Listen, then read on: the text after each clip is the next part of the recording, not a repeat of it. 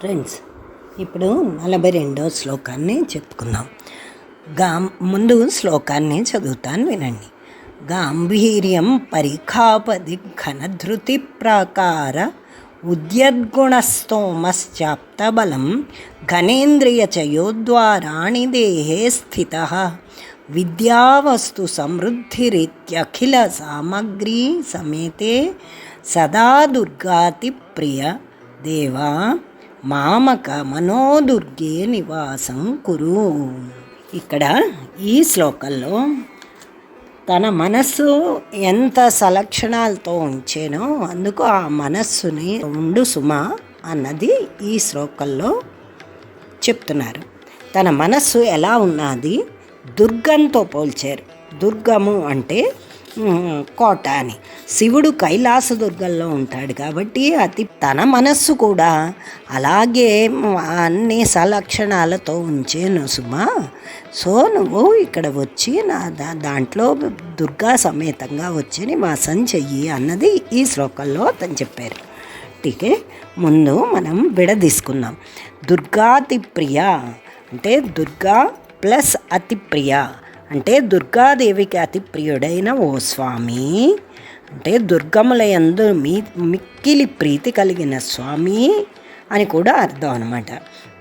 అంటే నా శరీరాందు ఓ దుర్గ ఉంది తండ్రి అని చెప్పడం.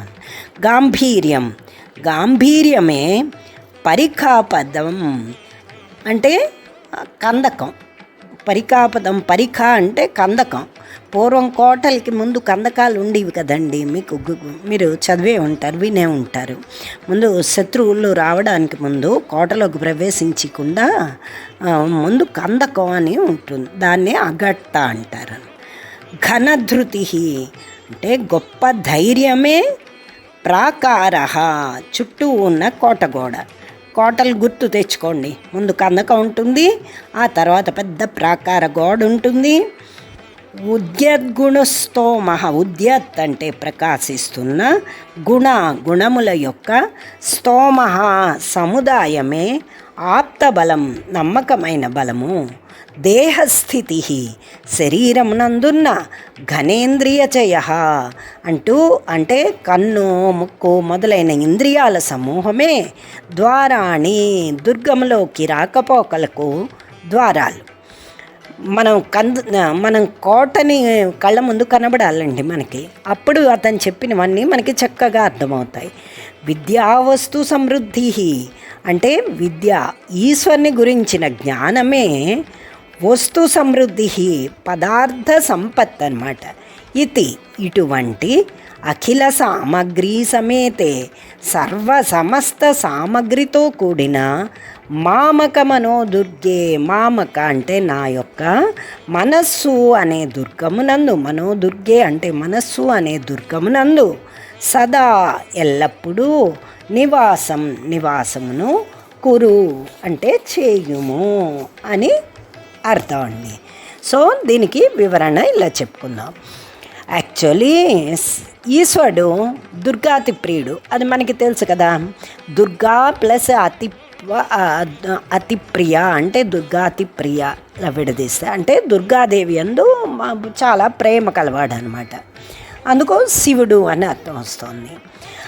అదే కాకుండా దుర్గా ప్లస్ అతి ప్రియుడు అంటే ఇంకొక అర్థం ఏంటంటే శత్రువులు ప్రవేశించడానికి సఖ్యం కాని కోట అని, అదంటే ప్రేమ కలవాడు అని మరో అర్థం అన్నమాట. రెండు ఇక్కడ ఏంటంటే అతను ముందు నుంచి మనం చెప్పుకున్నాం కదండి, సమయాచారాన్ని పాటిస్తున్నారు శంకరాచార్యుల వారు. ఈ మనోదుర్గ అనే కోటలో స్వామిని వచ్చి ఉండు అని పిలుస్తున్నప్పుడు ఎలా రమ్మంటున్నారు? నువ్వు దుర్గాతి ప్రియుడివి కదా, దుర్గా సహితుడివై రా, అమ్మవారితో కలిపి రా, ఉట్టి నువ్వొక్కడివే కాదు సుమా, అమ్మవారితో కలిపి రా అని ఇక్కడ సమయాచారాన్ని పాటిస్తూ చెప్తున్నారండి. ఓకే, ఫస్ట్ శ్లోకం నుంచి మీకు చెప్తున్నాను కదా, ఎప్పుడు ఫస్ట్ శ్లోకం అంతా అదే.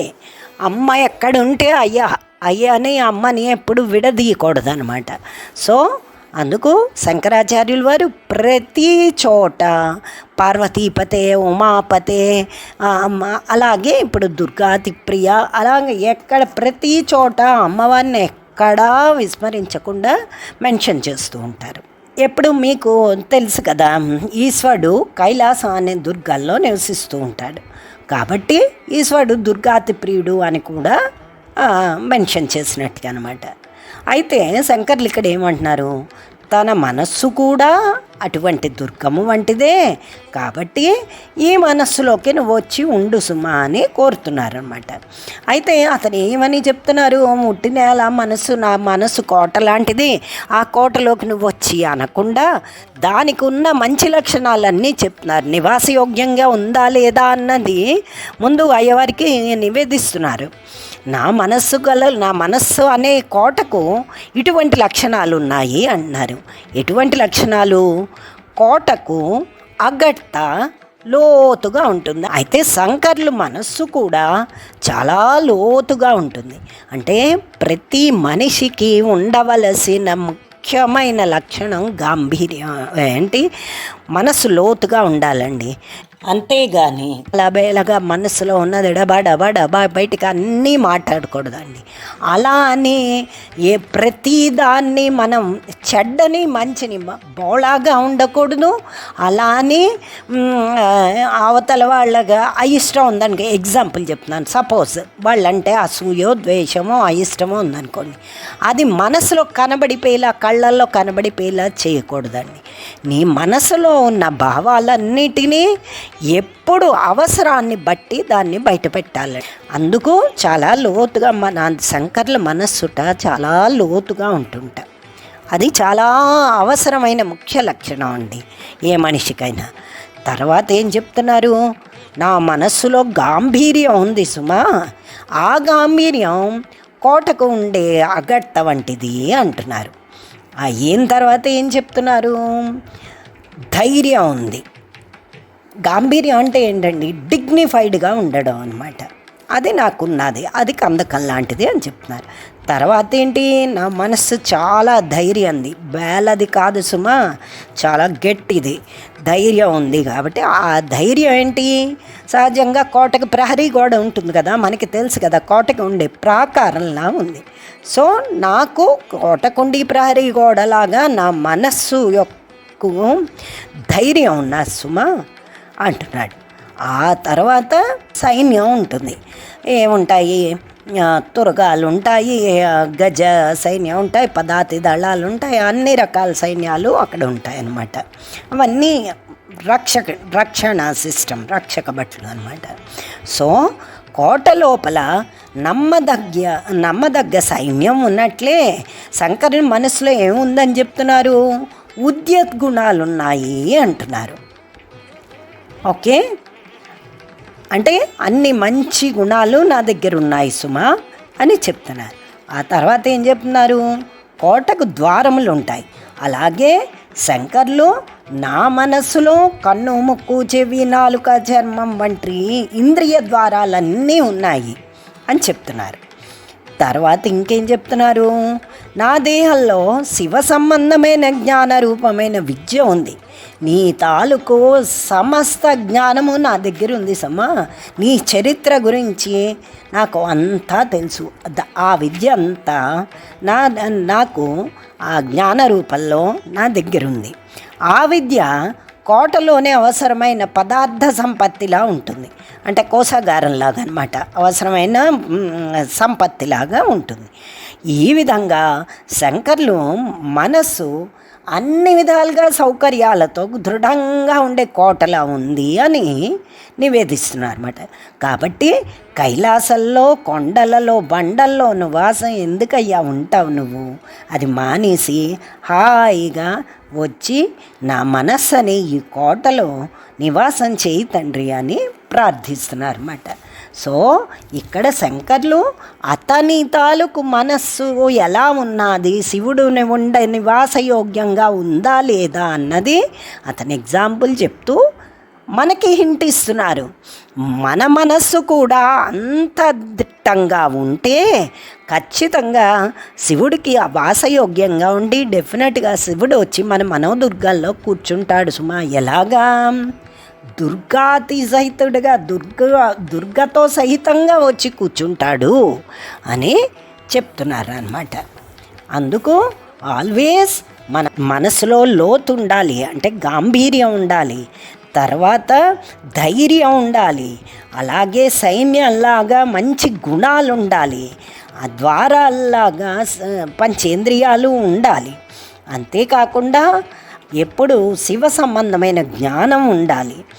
అవన్నీ ఎవరికైతే ఉంటుందో వాళ్ళ కోట అన్ని సౌకర్యాలతో ఉందని తప్పకుండా శివుడు దుర్గా సహితుడై వచ్చి వారి మనసుల్లో కూర్చుంటారు.